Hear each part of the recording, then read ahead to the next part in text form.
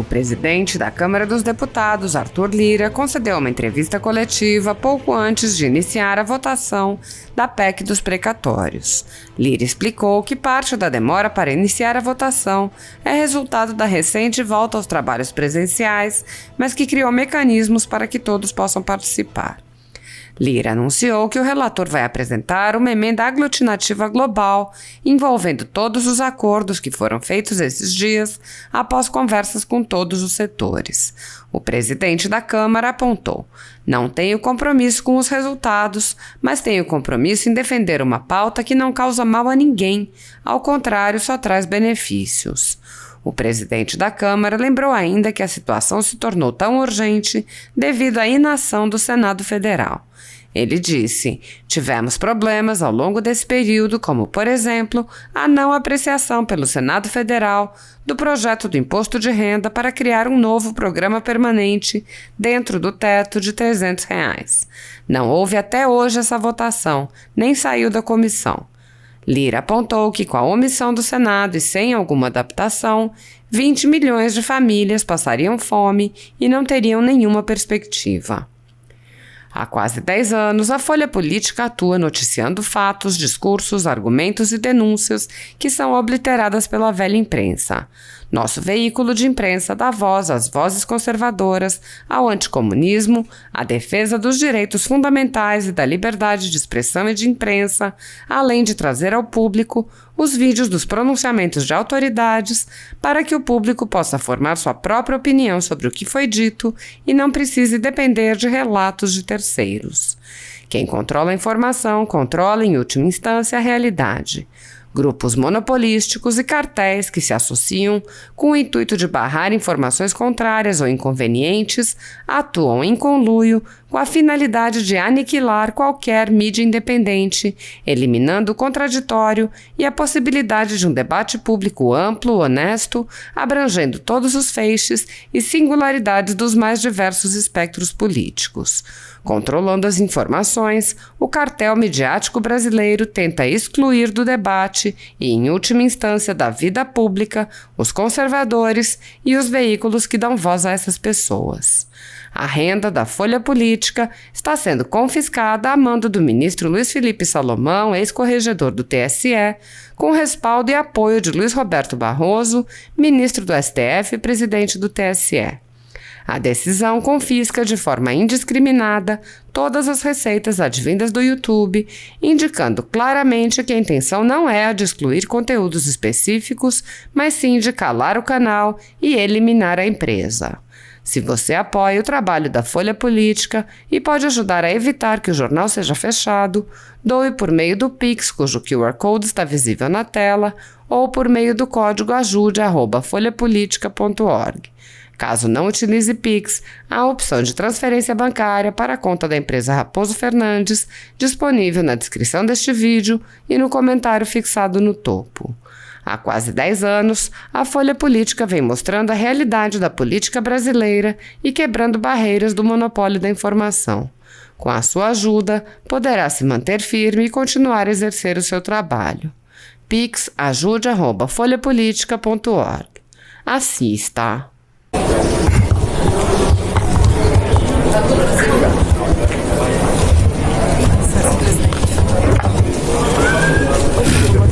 Coloca em tá funcionando.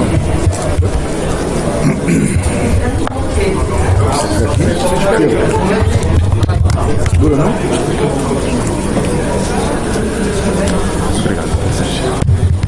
Você vai cair, não? Pode botar aqui do lado? Pode botar. Obrigada. Todos prontos, gente?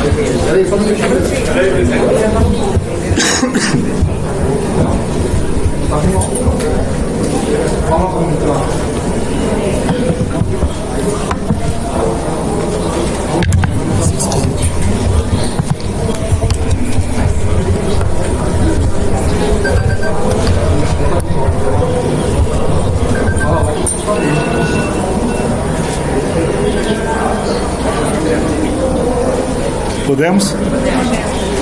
Bom, gente, boa noite.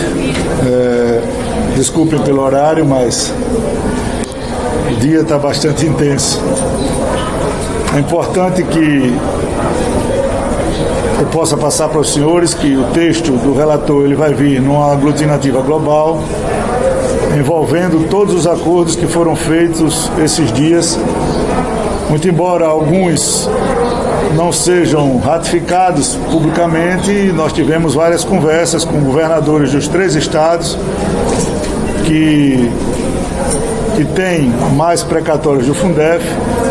Nós tivemos conversa agora com todos os sindicatos do Norte e Nordeste dos professores. Nós conversamos com os partidos políticos, tanto da base quanto da oposição, como costumamos fazer em matérias polêmicas. Pegamos os relatórios da economia, os dados que pudessem ser compilados e daqui a pouco nós estaremos votando a PEC dos precatórios com todos os acordos que foram feitos em torno dela, né? Não tenho compromisso com o resultado, quero deixar isso bem claro. Agora, tenho compromisso em defender uma pauta que aparentemente não causa mal a ninguém, pelo contrário, só traz benefícios. Eu posso aqui nominá-los. Todos vocês sabem sempre do meu comportamento, o que sempre defendi com relação ao respeito do teto de gasto, a responsabilidade fiscal, manter o país com previsibilidade, mantendo todos os princípios. Mas nós tivemos problemas ao longo deste período, como, por exemplo, a não apreciação pelo Senado Federal. Eu não paro de falar isso, porque isso não pode sair da vista de todos, que é o projeto do imposto de renda, que teria como fonte o dividendo para se criar um novo programa permanente dentro do teto de R$300. Não houve até hoje essa apreciação, nem sequer saiu da comissão, e houve uma movimentação, porque agora, ao final de outubro, todos os programas estão finalizando. O pessoal do auxílio, são 20 milhões de brasileiros, ou de famílias de brasileiros passando fome, não teriam mais nenhuma perspectiva, nem de projeto de programa permanente, nem de programa temporário. Pois bem, fez-se o programa temporário na PEC, para se atender por 1 ano, e por mim poderiam ser por 2 ou por 3, para sair dessa versão eleitoreira, porque a eleição, que será só em outubro do ano que vem, não pode pautar uma discussão onde 20 milhões de famílias brasileiras passam por fome hoje. Estão abaixo da linha da pobreza, com todos os rebotes da pandemia. Ou seja, a pandemia trouxe problemas sanitários graves, 600 milhões de mil brasileiros morreram, não é? Nós não desconhecemos isso, fomos o tempo todo solidários, essa casa nunca se fechou virtualmente, e ela agora passa por transformações, ela volta para o trabalho presencial, há resistências, todo o estado de manutenção do status quo, ele demora a engrenar, mas nós vamos voltar com todas as seguranças, com todos os protocolos para funcionar. Então, com essas dificuldades todas, nós temos, dentro desse texto, um auxílio temporário de R$400 para 20 milhões de brasileiros, mais ou menos. Nós temos um parcelamento de todos os débitos previdenciários de todos os municípios que fizeram a reforma da Previdência, de 60 para 240 meses, para amenizar essa situação. Nós temos, com o ajuste do teto de gastos de 26 para 21 e a mudança de julho, junho para dezembro, janeiro, uma folga que permite todas as despesas estão ali discriminadas pelo relator. Não há essa versão mentirosa de dizer que vai se usar dinheiro para fazer farra, para furar teto, para criar dificuldades e outros programas. Não. O que se sobra de todo esse contexto é 1 bilhão e pouco de um total de 83 bilhões. Esse programa todo, esse ajuste todo, vai dar para estar a correção da inflação, que vai quase 25 bilhões, a fila do Bolsa Família, que vai ser atendida, o novo programa temporário, vai se poder abrir espaço para dar desoneração de folha para os 17 setores que hoje pleiteiam, e nós estamos entre escolha de SUFIA, manutenção de emprego para a população, que não cabe no orçamento. o orçamento discricionário do governo de investimentos e manutenção da máquina pública e todas as questões que, no nosso ponto de vista, zerarão todos os precatórios ainda no ano de 22. São várias situações que já constam no texto, mas o acordo que foi feito hoje de priorizar, não é parcelar, é priorizar os precatórios do Fundef, juntos com o do RPV e os de alimentícios, que são os pequenininhos, 25 bilhões mais ou menos de RPVs e precatórios alimentícios pequenos, logo após o precatório do Fundeb na proporção de 40% em 22, 30 em 23 e 30 em 24. Eu não tenho dúvida que todos esses precatórios serão zerados ainda em 22 com só um item, compensação de débitos tributários. São 3 trilhões de débitos tributários no país que serão absorvidos por 50 bilhões de precatórios que ficarão acima do teto nessa composição da proposta que foi elaborada pelo ministro Bruno Dantas, que teve aqui uns aprimoramentos e que nós chegaremos a votar daqui a pouco. Reafirmo que todo o nosso trabalho e de todos os líderes e do governo e de todos os líderes da oposição que quiseram contribuir com algum texto foi de separar a polarização, diminuir os radicalismos, procurar um texto que atendesse sem causar nenhum distúrbio, para não dizer, não, isso vai causar inflação, isso vai aumentar o dólar. Se a energia aumenta a inflação, então é o dólar. Se é o combustível, aumenta a inflação, isso é o dólar. Se é não resolver o problema dos precatórios, essa incerteza machuca muito mais do que a solução que a gente possa dar hoje. E eu espero, francamente, a sensibilidade dos deputados, respeitando os que pensam o contrário, ou aqueles que tentarão defender qualquer coisa contrária com relação a isso, porque o único discurso que estava segurando a oposição era da educação, dos professores. E nós também fechamos acordo com os 3 sindicatos que representam os professores no Norte e Nordeste, que concordam com a priorização de 40, 30, 30, e também fiz um acordo com eles de pautar um projeto que foi do deputado, ex-deputado JHC e vários outros deputados, que regulamentam definitivamente essa questão de 60% da educação. Então fiz um acordo e vou cumprir de levar à pauta esse projeto que discutirá, debaterá e será votado com relação a essa questão da educação. Qual a sua percepção? Aprova?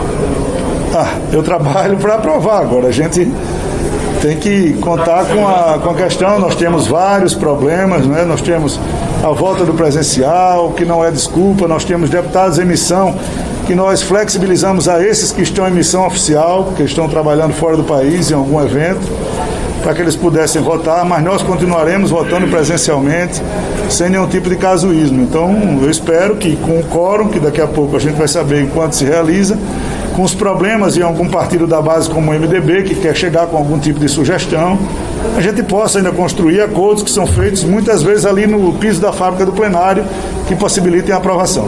Líder, o PDT iria propor para o senhor, quero saber se propôs, se o senhor aceitou, a criação de um PL para que o Fundef possa ser utilizado para o pagamento do salário dos professores e a criação de uma PEC para tornar o Auxílio Brasil obrigatório, constitucional. Rolou essa proposta? Eu acabei de falar aqui que vou pautar um projeto, inclusive, que trata dessa questão dos 60% dos professores. O meu acordo foi esse também, que nós sempre construímos alternativas que possam agregar. Então, se está uma dúvida com relação a essa questão, se esclareça de uma vez. E com relação à PEC, ela tem uma PEC tramitando no Senado, se eu não me engano, do senador Eduardo Braga, com a relatoria do senador Anastasia. E aqui tem uma que trata do SUAS, de autoria do deputado Danilo Cabral e de relatoria do deputado André Figueiredo, que pode ser adequado, justamente isso. Você não vai criar um programa, você não vai dizer quanto é um programa, nem quem serão os beneficiados, nem quanto custará, mas você constitucionalizará um programa de renda básica, que é o interesse do Senado e da Câmara. Não vejo nenhum problema com relação a isso. Presidente, em relação à priorização do Fundef, ela vai ficar dentro ou fora do teto de gastos? Não tem nada absolutamente fora do teto. Não, e dentro também do teto? Dentro do teto de 22. E do teto dos precatórios também? Eu vou repetir. Nenhum pagamento será fora do teto. A PEC, ela continua a mesma. Nós iremos priorizar os RPVs, os alimentícios, as pessoas idosas com deficiências e o Fundef, prioritariamente. Depois os outros, cronologicamente. Essa também não é uma alternativa, né? aglutinativa global que será apresentada agora no plenário pelo deputado Hugo, mas retratando exatamente tudo isso que eu estou falando aqui. Mas aí nós temos aqui, nós não fazemos nada antirregimental. Temos todos os cuidados. Havia texto e há texto, haviam emendas e há emendas. Tem emendas que ainda estão sendo propostas, destaques que estão sendo propostos. Então tudo isso é fonte e base para a emenda aglutinativa. Mas as emendas eram na parte da comissão especial, né? Não, absolutamente. Até o início da votação, o relator pode. Pode. Senão nós não estaríamos fazendo. Fizemos várias outras. Nós fizemos precatório em 19. Foi feito assim. Nós fizemos várias outras votações nesse sentido. Espero que até o recurso no plenário para que uma das emendas fosse aceita. Bom, eu não entendo dessa maneira, não. Há um destaque de preferência para que essa emenda aglutinativa global seja votada com preferência. Se ela for aprovada, morre o texto da comissão e vale ela e vai se ressalvar os destaques. Se ela for rejeitada, tem o texto da comissão, que é um texto mais duro, sem esses acordos que foram produzidos. Mais alguma pergunta, gente? O fórum agora está em 450 deputados, o senhor vai esperar da planta para... Não, nós já vamos começar. Estamos só esperando o requerimento de urgência dos líderes para a aglutinativa global. E o objetivo da presidência? Eu acho que hoje vocês vão trabalhar até um pouco mais tarde. Acho que nós vamos ter que votar os 2 turnos hoje. Não ouvi. O senhor falou que abriu espaço para a eliminação da folha que está parada na CCJ. Não, nós estamos todos com interesse na manutenção desses empregos. Tá? Eu acredito que todos os setores do Brasil mereçam ter sua folha desonerada. É uma discussão que a Frente Parlamentar do Empreendedorismo vai começar a fazer nessa casa, inclusive com a presença de mais de 200 empresários semana que vem aqui em Brasília, para que se encontre uma forma de desonerar todos os setores. Mas o que nós temos são 17 setores com milhões de empregos que estavam sem espaço fiscal, que nós vamos resolver também na votação dessa PEC de hoje, se Deus quiser. Essa desoneração, ela vale por quanto tempo? Não, o projeto ainda vai ser votado na CCJ. O valor dela é que orçamentariamente a gente abre na PEC dos precatórios. Se ela for rejeitada, o senhor vê um plano B para... Não tem plano B. Aí é partir para todas as dificuldades orçamentárias e políticas sociais que a situação vai requerer. Por isso que eu acho que deve haver uma sensibilização, se esquecer um pouco a politização, deixar a eleição de 22 para 22. Você não pode se ficar arrumando desculpas. Então, até uma hora atrás era educação. O discurso daqui a pouco vai ser o rombo fiscal que a PEC vai causar. Então, você fica se escudando a respeito de algumas situações para não votar o que na realidade é para votar. O fundo da PEC é resolver os precatórios dentro do teto e criar um auxílio temporário, porque nós não temos o permanente, de R$400 para 20 milhões de famílias. Obrigado, gente. De relator no orçamento de 2022? Aí não é nesse caso, é lá no orçamento. Não sei, aí tem que perguntar ao relator. Quantos estão sendo autorizados a votar pelo celular? Estão fora do país? Nós são menos de 5 deputados hoje, porque tinham mais que viajam a partir da manhã. Mas isso vai ficar permanente para qualquer deputado que fica excluído de votações no plenário em período de missão oficial. Essa inovação tecnológica a gente vai aproveitar para esses casos em que o parlamentar esteja fora do país e queira participar de votações importantes. O que dá confiança ao senhor é a combinação de quórum alto, então, e esses acordos? Não tenho confiança. A minha obrigação, gente, é pautar. E nós não temos mais prazo para postergar essa decisão. Ou ela será aprovada hoje ou não será aprovada hoje. Isso tem causa e efeito. Nós esperamos e trabalhamos e conversamos, como sempre fazemos, para que chegássemos num texto que atendesse a vários aspectos sociais, educacionais, políticos, econômicos, né?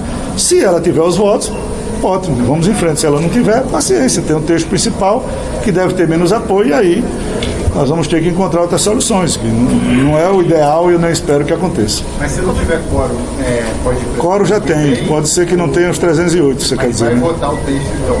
Vai votar hoje. Hoje não passa a disposição, e nós avisamos semana passada, que na quarta-feira todos já se prevenissem, porque nós votaríamos essa semana. Então não há desculpa para não estar presente. Exoneração, é que não vai ter nada vinculante. Não tem nada, não tem nenhum texto, eu estou afirmando porque na realidade nós fizemos contas, né? Então não tem nada vinculando no texto, mas a desoneração, o texto sendo aprovado, rapidamente será votado na CCJ e eu não sei nem se terá recurso para plenário. Já houve discussão na sessão passada, você vai agora direto para a votação? Agora já é votação, só o destaque de preferência e votação do mérito e dos destaques. Tá bom? Obrigado, Jean. Boa noite. Presidente, a única coisa que muda nessa nova versão é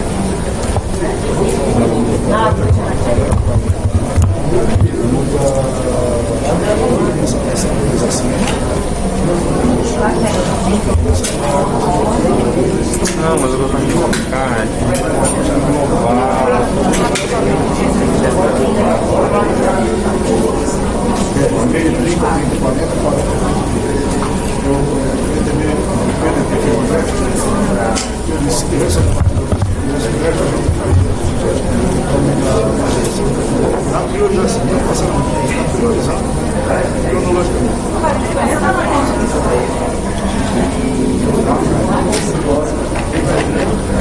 Bom, gente, estou nesse exato momento usando uma entrevista